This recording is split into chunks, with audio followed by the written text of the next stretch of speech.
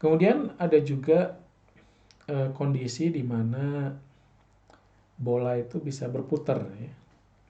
Nah, karena perputaran itu akan timbul efek Magnus namanya. Nah, ini juga terjadi karena adanya perbedaan tekanan ya. Akibat bola itu berputar, misalkan bola itu berputar ke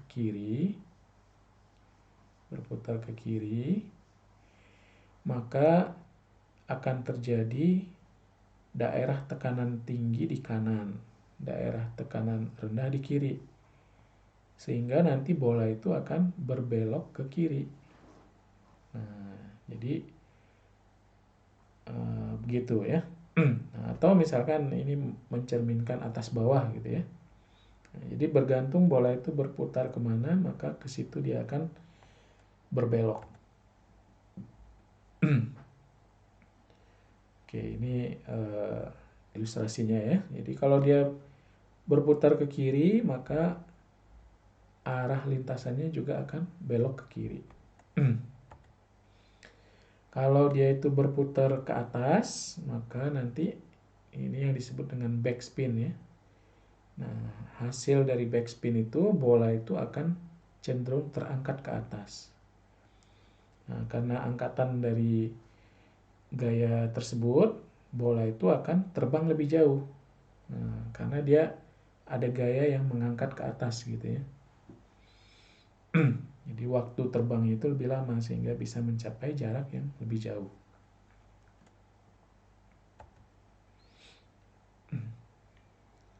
Nah, kemudian ini adalah lubang-lubang yang ada di golf ya, di bola golf. Ya. Nah, ternyata lubang-lubang itu juga mempengaruhi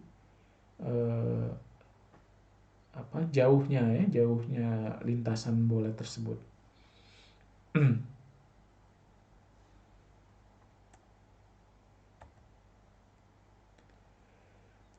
Oke, ini adalah terminal speed ya. Kita sudah singgung sebelumnya, yaitu kecepatan yang dicapai ya pada saat berat objek itu sama dengan gaya drag atau gaya gesek yang dihasilkan ya oleh fluida atau oleh udara. Nah, maka pada saat kedua gaya itu sama, maka net force-nya itu menjadi zero atau tidak ada tambahan kecepatan ya atau akselerasinya nol. Nah, kecepatan yang terjadi pada saat kedua gaya ini berimbang itu namanya terminal speed ya. Itu bisa dihitung ya. Nah, misalnya untuk bola pingpong misalnya, bola pingpong itu beratnya sangat kecil ya. Jadi beratnya kira-kira 0,03 Newton. Nah, diameternya 0,58 cm. Nah, faktor drag-nya, koefisien drag-nya itu 0,04. Memang dia lebih besar ya daripada yang lain. Tapi terminal speed-nya jadi lebih kecil ya, karena dia beratnya lebih kecil gitu. Nah, ini ada rumusan ya yang bisa digunakan ya untuk menghitung terminal speed. Kalau kamu ingin coba mencari, nanti bisa coba hitung ya dari keseimbangan drag force sama dengan berat objek. Nah, nanti pada saat itu berapa kecepatan ya, kecepatan terminal. Oke. Nah, selanjutnya kita lihat ada gaya sentripetal dan gaya sentrifugal ya. Nah, sentripetal itu center seeking force. Berarti gaya yang menuju ke pusat ya.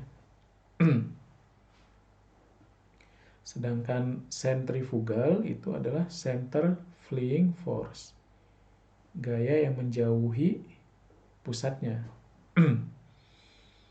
Jadi gaya yang melempar kita keluar itu namanya sentrifugal namanya. Gaya yang mendorong ke dalam namanya gaya sentripetal ya. Nah, berapa besarnya? Besarnya sama dengan massa dikalikan dengan A sentripetal atau A sentrifugal ya. Yaitu massa dikalikan V tangensial kuadrat dibagikan dengan R. Atau nanti kalau kita sudah bicara tentang kecepatan sudut ya, nanti massa dikalikan dengan kecepatan sudut kuadrat dikalikan dengan R ya. Nah, itu besarannya. Jadi bisa dihitung ya.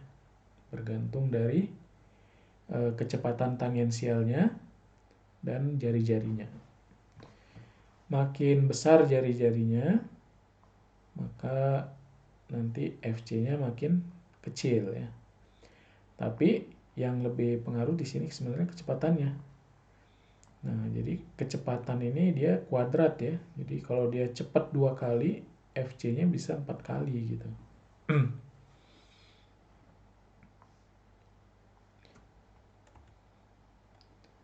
Nah, ini ilustrasinya ya. Kalau tidak ada gaya sentripetal, nah, maka bola itu akan melaju lurus ya. Tapi karena ada gaya yang membelokkan, ya membuat bola itu selalu mencari pusat ya, pusat rotasinya. Contohnya kalau berayun di pintu, ada gaya sentrifugal ya, yang mendorong anak yang berayun itu keluar, ada gaya sentripetal yang mempertahankannya.